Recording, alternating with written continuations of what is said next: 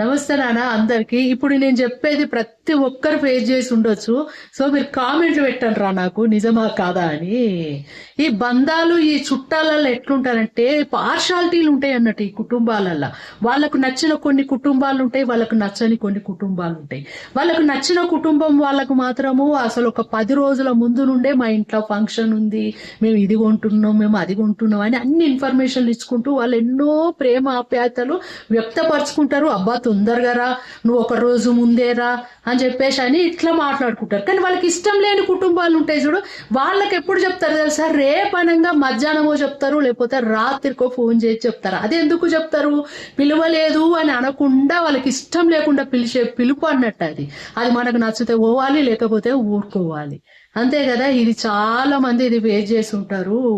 ముఖ్యంగా పిలవలేదని బాధపడొద్దు, ఎందుకు పిలవలేదని మనం అడగొద్దు, మనకు నచ్చితే పోవాలి.